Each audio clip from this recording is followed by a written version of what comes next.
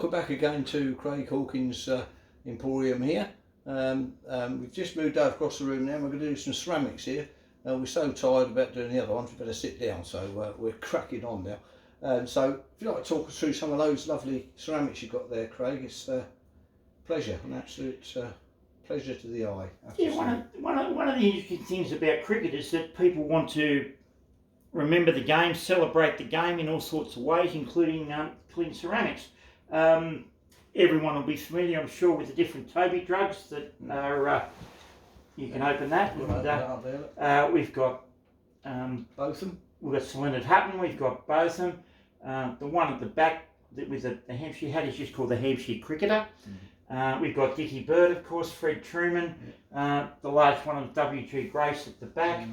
The set of the Woods there. The three wicket or the wicketkeeper batter bowler there.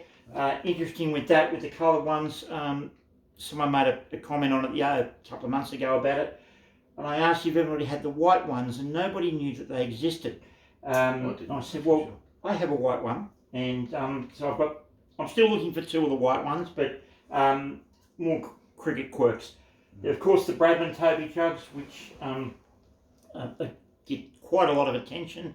There's a number of different varieties and two different sizes. There's a small Toby jug, which is just there, but there's also the large one at the back there. And they come in both a green cap and a reddish brown cap. And I'm also told that the small one comes with cricket bats of different colours. We saw that on Pete Schofield's, didn't we? Yeah, Pete Schofield shows that the other day. So the top shelf is pretty much ceramics.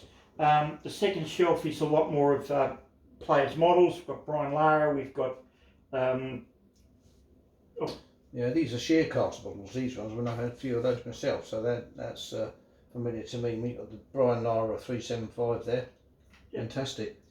Yeah, there's and there's a piece of the Lord's pitch. Again, I tend to collect bits of dirt wherever I move, and Lords were having an offer on a piece of stylised pitch inside a Perspex box, so I got some of that as well.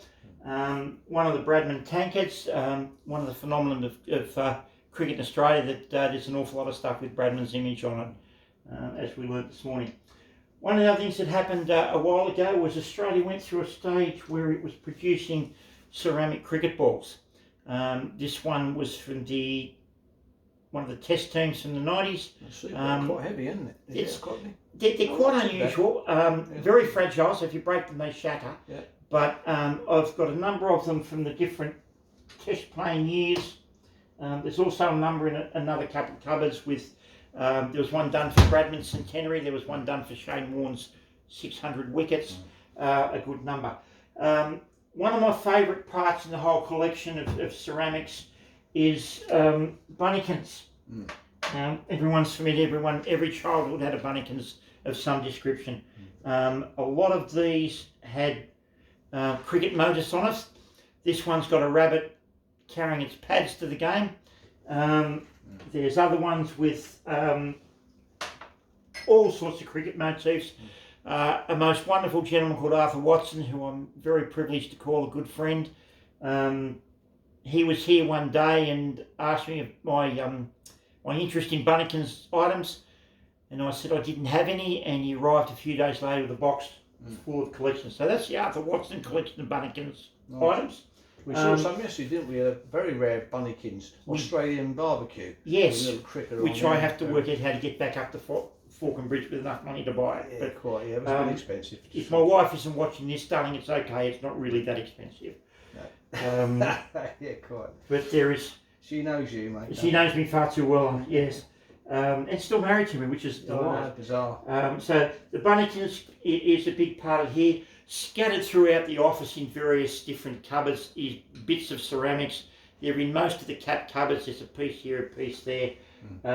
All up, there's probably 300 or 400 pieces of ceramics across the whole collection. But it's another fascinating part of cricket. James Merchant, I don't know whether James Merchant's got one of those white ones at the back there, of the Harry Wood ones. Yep. He might have, don't know. Yep. But above there, we've got some other special items, haven't we? Arthur Morris. Yeah, items. The New South Wales opening batsman who played for Australia, Arthur Morris. I stumbled across a gentleman, I stumbled up a number of people who knew Mr. Morris or had connections with him.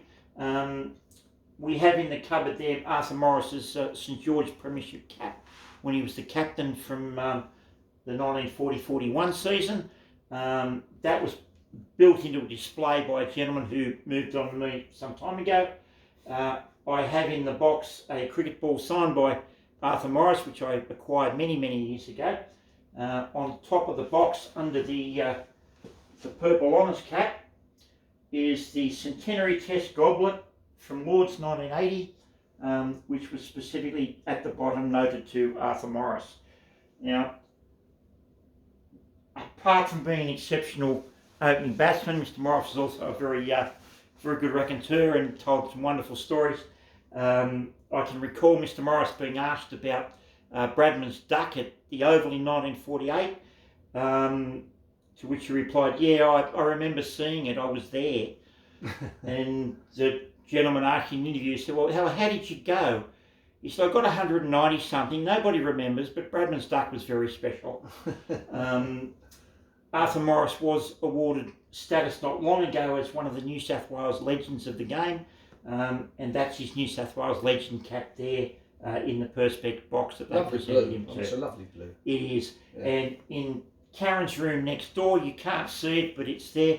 I'm very, very fortunate to have Arthur Morris's New South Wales cricket blazer from when he was captain of New South Wales, which has the same logo on it, but the gold leaf underneath it to signify that that was the captain's jacket. So Arthur Morris is one of those wonderful cricketers who has acquired a bit more space in the collection simply because of who he was and how he played the game. And with all the thoughts of what I want to do, I like this cabinet where it is. I like Arthur Morris's stuff above it. So that'll stay for an awful long time. It's a lovely corner of the room, I have to say. So that's great, Craig. So thanks for talking us through that, and we'll carry on next time. So I hope you've enjoyed that one, chaps and ladies, and we'll see you on the next one.